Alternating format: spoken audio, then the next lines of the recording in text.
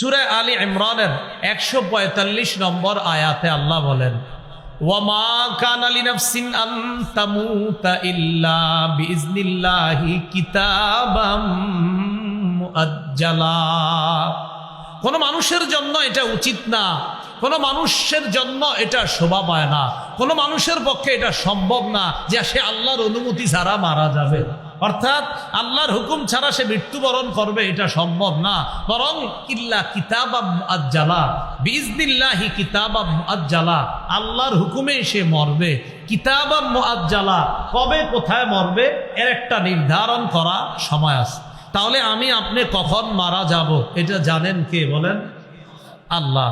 প্রত্যেকটা নফস মৃত্যুর স্বাদ গ্রহণ করবে।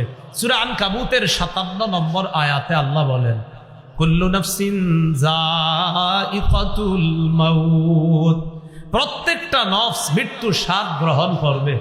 সূরা নিসার 78 নম্বর আয়াতে আল্লাহ বলেন, আইনামা তাকুনু ইউদরিকুমুল মাউত, তোমরা যেখানে থাকো মৃত্যু তোমাদেরকে পাকড়াও করবে, এতে কোনো সন্দেহ নাই।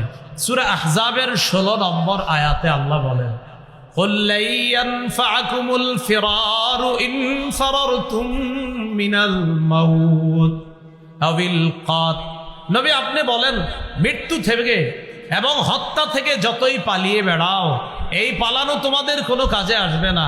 মৃত্যু থেকে যতই পালিয়ে বেড়াও, এই পালিয়ে বেড়ানো তোমাদের কোনো কাজে আসবে না।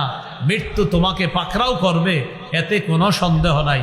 সূরা আরাফের 34 নম্বর আয়াতে আল্লাহ বলেন, ওয়ালিকুল্লি উম্মাতিন আজাল ইযা জাআ আজালুহুম ফালা ইস্তাখিরুনা সাআ ওয়ালা ইস্তাকদিমুন।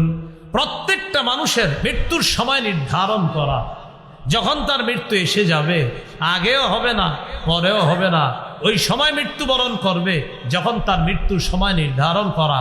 সূরা ইউনূসের 49 নম্বর আয়াতে আছে লিকুল্লি উম্মাতিন আজাল, আরফের 34 আছে ওয়ালিকুল্লি উম্মাতিন আজাল, আর ইউনূসের 49 নম্বর আয়াতে আছে লিকুল্লি উম্মাতিন আজাল। প্রত্যেকটা মানুষের মৃত্যুর সময় নির্ধারণ করা। বিশ্বাস করেন আমার আপনার আমাদের সবাই মৃত্যুর সময় নির্ধারণ করা। হযরত মাওলানা মুফতি মুফিজুল ইসলাম রহমতুল্লাহি আলাই চলে গেলেন, অথচ ওনার ওস্তাদ বয়ান করছে। ওনার ওস্তাদ বয়ান করছে না, তো ওস্তাদের আগে ছাত্র বিদায় নিচ্ছে। হ্যাঁ, এই জন্য ছাত্র আগে মরবে না ওস্তাদ আগে মরবে, বাবা আগে মরবে না সন্তান আগে মরবে, এটা জানে কে? আল্লাহ। কত বাবা সন্তানের লাশ কাঁধে নিয়েছে, কত বাবা এটা নিয়েছে, এটা বাবার জন্য কষ্ট, অনেক কষ্ট, আসলে কষ্ট। কিন্তু সন্তান ও বাবার লাশ নেওয়া এটাও অনেক কষ্ট।